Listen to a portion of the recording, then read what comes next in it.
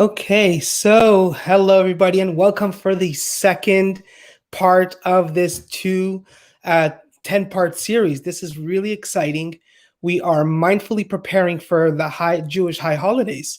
And in the last discussion, we were talking about, the fear of these high holidays that are coming up. People are, getting worried and whatever it is.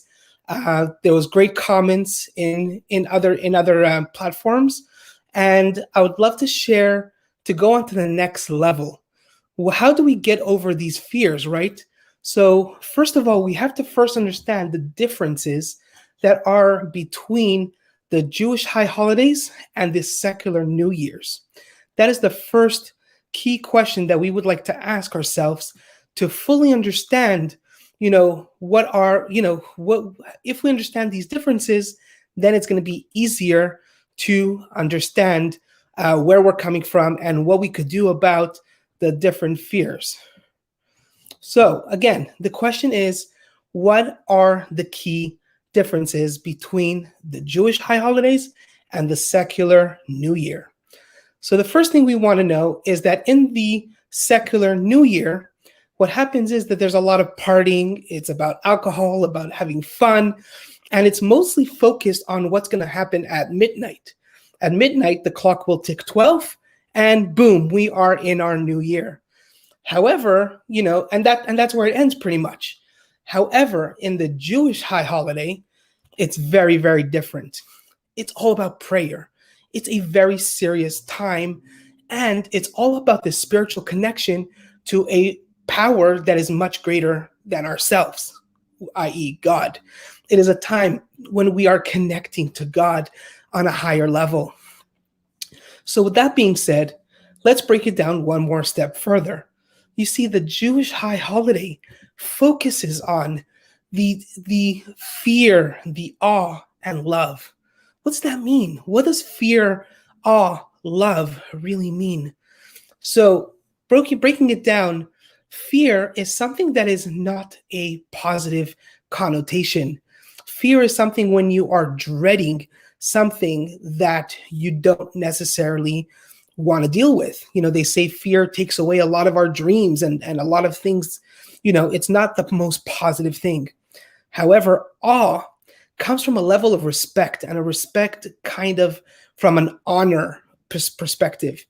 In other words, if we love God or if we love somebody on a very high level, then we have this kind of respect and this awe towards them. We are fearful of hurting their feelings or hurting them in some kind of way.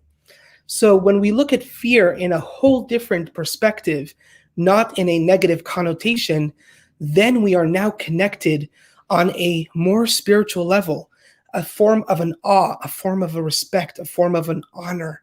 And that makes things so much more serious and a deeper level of connection.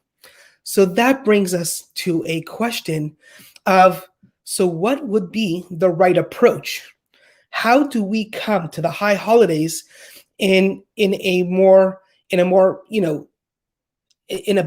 a better perspective, with a better way of seeing things, not being fearful in a negative way, but transforming this fear that we are feeling into a more serious, more somber kind of approach. So I would love to hear in the comments or email or question or however you'd like to communicate with us. I would love to hear, what are your approaches? What are your things when you are about to experience something pretty serious? May it be a birth of a child, may it be a wedding, may it be whatever it is, something that is you taking it seriously. Yes, there's a party involved, and yes, there's excitement, and yes, there's all that kind of stuff. But what would be your approach when you are coming close to this?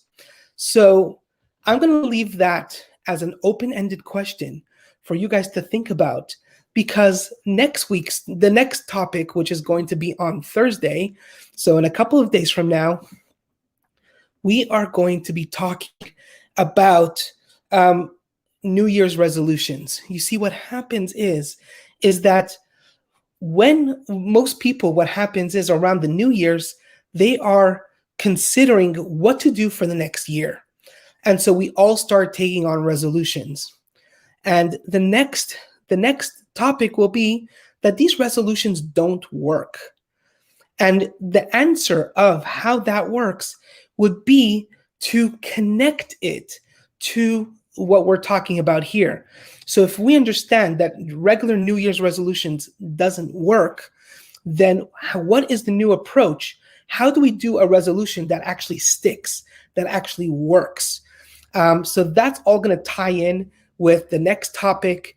I'm getting here a comment from Baruch, who's saying that he does a different, he explores and he understands.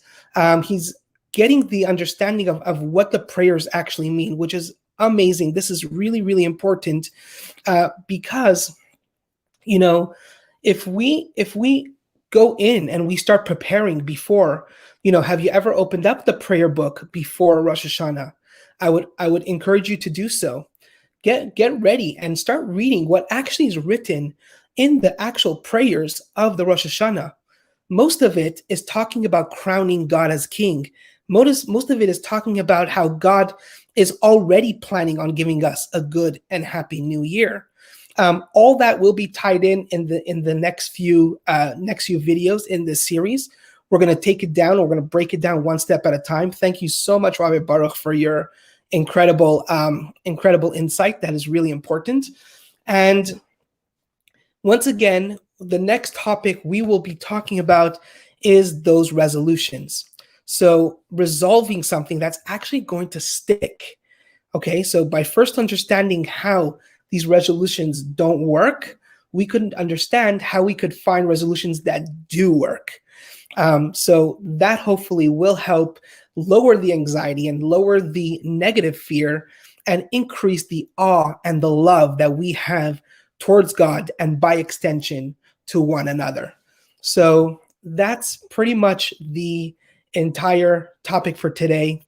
So don't forget to connect with us on Facebook, LinkedIn, Instagram, Bisfluence, YouTube, wherever we are. Follow, share, like. I'm inviting you guys to the next part of the series, step 3, video 3, on Thursday, the August, I believe, 12th at 1 p.m. once again for this 10 minutes. We are pretty much cutting it short here because we got through the discussion. As I promised you, if we will finish sooner and earlier, then we let you guys go early. Remember that time when you were in school, when the bell rings early or when you guys get to go? That's this time. So thank you again so much for joining. We will be bringing in guests, by the way. We are having people who we're going to interview. So that's also exciting. You don't want to miss the cool guests that are coming. So we're going to leave that as a surprise, and we will see you soon. See ya.